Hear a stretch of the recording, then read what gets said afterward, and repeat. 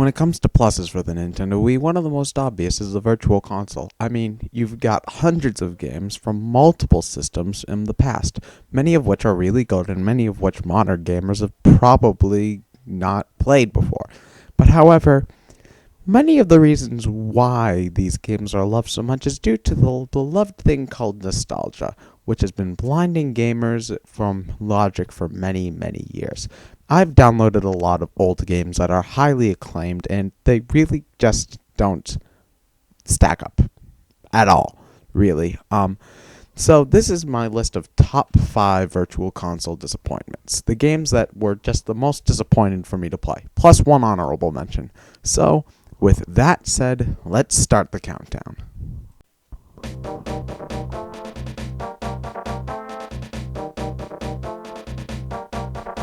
Now you guys might be thinking to me, hey, this is Zelda. You don't fuck with Zelda by putting it on a most disappointing list. But you should be lucky that this is even an honorable mention, because I wasn't disappointed because I had no expectations. I don't like the Zelda series. Why? I'll hopefully be able to explain in a rant later on. But I'm putting this on because there were a lot of problems with these games, and I just really didn't enjoy it. But since I didn't have any expectations, it's not really that much of a disappointment for me. I'm going to just make one complaint here right now so that I can justify its position on this list. When I lose to a boss, I do not want to have to spend 10 minutes going through the dungeon all over again in order to keep on playing. Comprende? Okay, let's move on to the actual list.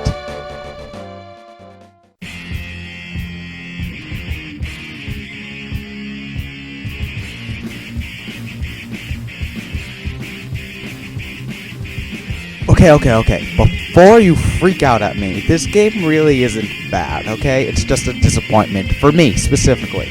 I don't play a lot of fighters. In fact, the only fighter I've really played a lot enough to be good at it is Smash Brothers. So when I downloaded this thinking that it would be pick up and play, oh god, it wasn't. I suck at this game, and when you suck at something, it generally isn't fun. The game does seem well made, the music's awesome, it looks nice, it doesn't have a wide variety of characters, but I suck at it and didn't have fun, and that's why it's a disappointment. Okay game, just not a good game for me.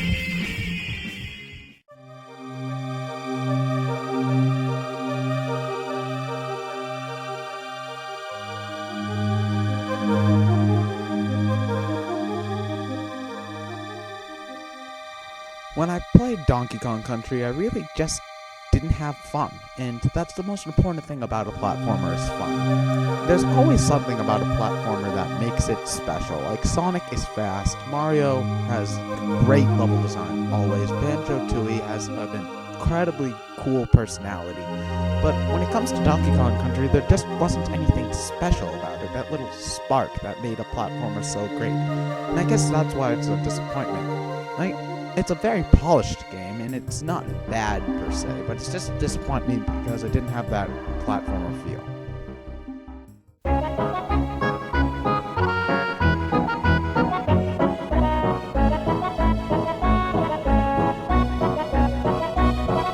Now here's another one that people are going to get really pissed off at me for putting on this list. Let me say first, I do not like the Mario RPGs. As a matter of fact, Paper Mario's 1 and 2 are some of my favorite games of all time, with Paper Mario 2 being in my top 10 favorite games of all time. So when I played Mario RPG, it was very archaic in comparison. The numbers are too big, so it's hard to do math with them. The story is really uninspired, even for RPGs of this sort of thing. The characters are unrelatable, and it's just a very disappointing game, with its graphics and sound really being the only redeeming qualities about it, and those are really the least important parts of a game. So, yeah, I can see how this one's kind of disappointing.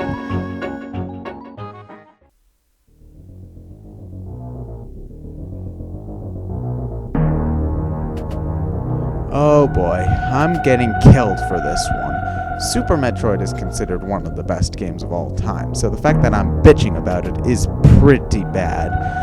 The thing is that I grew up with a great game. That game was called Metroid Fusion. Metroid Fusion kicked ass, by the way, and if you haven't played it, I highly recommend it over this game. Metroid Fusion didn't lie to you about being non-linear. It told you where to go, because in every Metroid game, there was only one path you could take unless if you were a speedrunner. You get an item, you use that item to unlock the area to the next item.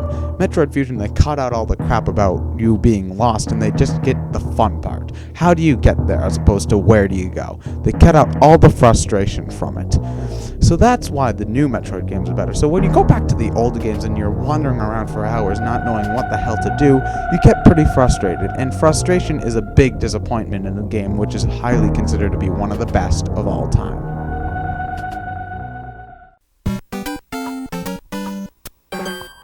How could you go wrong with a sequel to Mario? Well, you really can't.